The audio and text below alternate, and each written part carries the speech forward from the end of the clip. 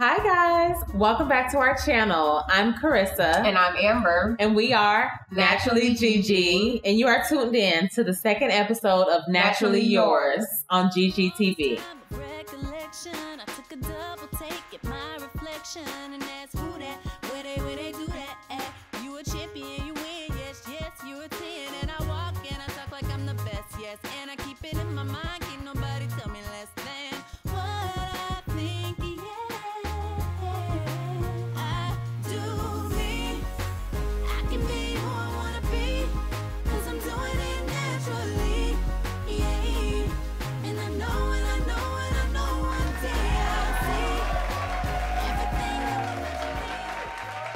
Discussion for today is winterizing your natural hair regimen.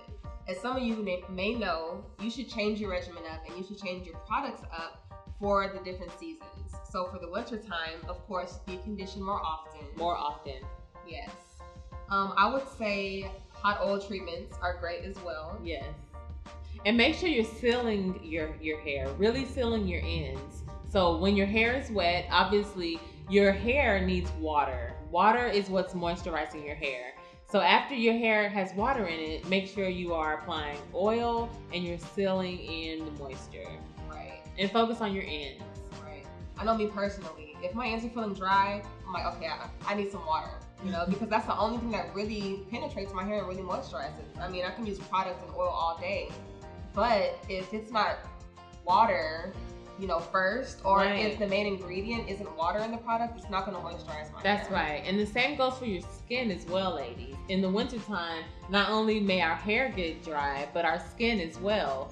So to maintain that healthy summer glow, again, water, water, water on your skin and hair. And this is just a quick tip for, you know, healthy, glowy skin. I'm going to do a quick demonstration. So I'm going to make my left arm a bit ashy. Ow. I guess I'm well moisturized. I guess I'm well moisturized because of this tip that I'm about to share with you all. Just as our hair needs water and then to be sealed, to be moisturized, so does our skin.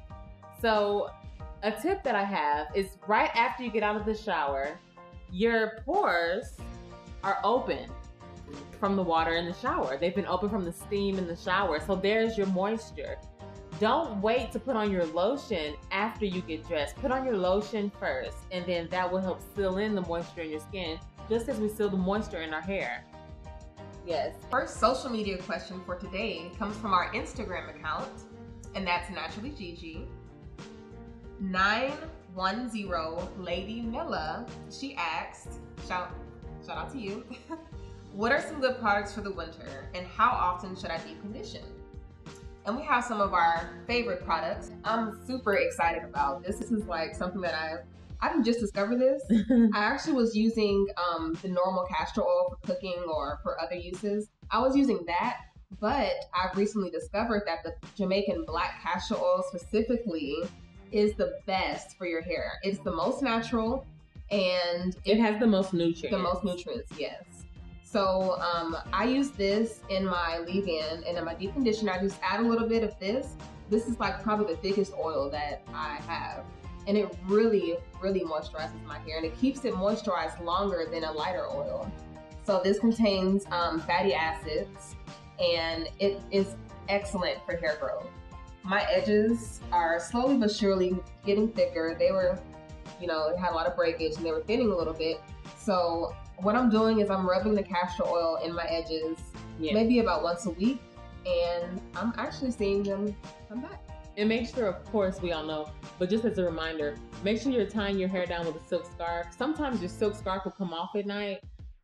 Those satin pillowcases that we all know, but just as a reminder, make sure you're protecting your hair at all costs. And also, just another tip for the winter time, you know, we always say protect your hair from the cold temperatures, but you also need to protect your hair from those winter fabrics as well. Yes. The scarves, the coats, because the friction of the ends against those fabrics can cause dryness and then breakage, and you have to trim it. So also protect it from the fabrics as well. Don't be afraid of water. Spray your hair with water every day if necessary. A lot of times we get wrapped up in moisture that we forget to cleanse. Cleansing is important so that your hair shaft and the follicle is clean so that moisture can actually go inside. So make sure that you are still using your shampoo every once in a while, really cleansing the hair, and then moisturizing. And it's a regimen, and it does take some thought sometimes until you get into your own groove. So get in that habit. So good luck and happy moisturizing and happy holidays. And also one more tip, just to keep your hair from getting too dull in the wintertime, I would suggest, again, coconut oil. This is really, really good for shine. I just, put it on my twist, and especially when I'm unraveling my twist in the morning, just put this on my hands, unravel, and it keeps my hair shiny. Many of you have asked, how do we make this whipped shea butter that you may have seen on our Instagram at NaturallyGG? So first we start with all natural unrefined shea butter, and we put that in a large mixing bowl.